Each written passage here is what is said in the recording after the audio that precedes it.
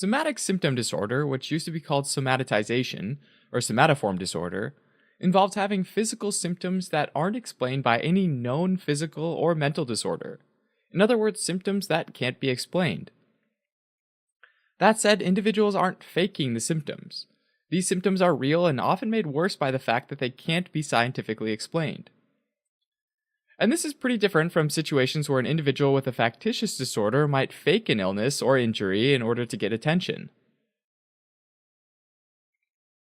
The diagnosis requires that individuals experience some set of unexplained physical or somatic symptoms for at least 6 months. The symptoms experienced by individuals with this disorder, though, can be incredibly varied. Everything from pain to gastrointestinal problems to sexual symptoms. And although the somatic symptoms are chronic, the exact location, kind, and severity of the symptoms typically changes over time.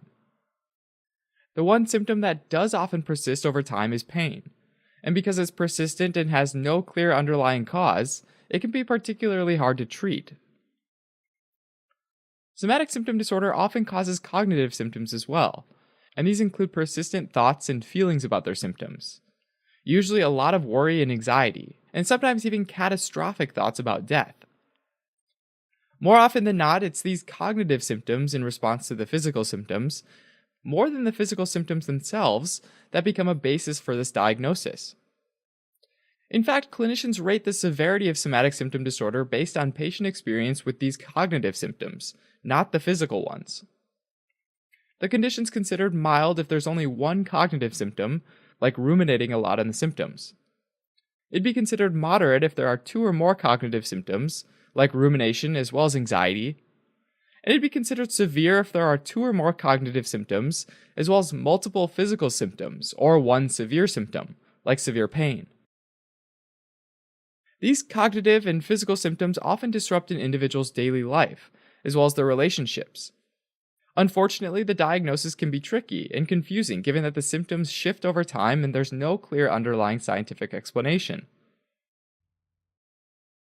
Historically, it was thought that somatic symptom disorder was the result of a person having too much psychological stress, and that excess stress bubbled over and led to bodily symptoms.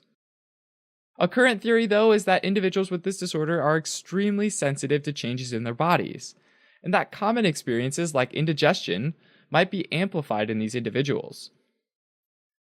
One everyday example of this would be how different individuals might perceive the same amount of spiciness very differently. For some people, it's tasty, and for other people, the exact same amount of spice is perceived as pain. Now, treatment of somatic symptom disorders aimed at reducing the cognitive symptoms, and this is often done through cognitive behavioral therapy. The goal here is to encourage individuals to engage in behaviors they think are limited because of their physical symptoms, in order to show them what they're able to do. Alright, as a quick recap, somatic symptom disorder involves physical symptoms that can't be scientifically explained by any known physical or mental disorder, and the most common one is pain. And these physical symptoms often lead to cognitive symptoms, like rumination and anxiety.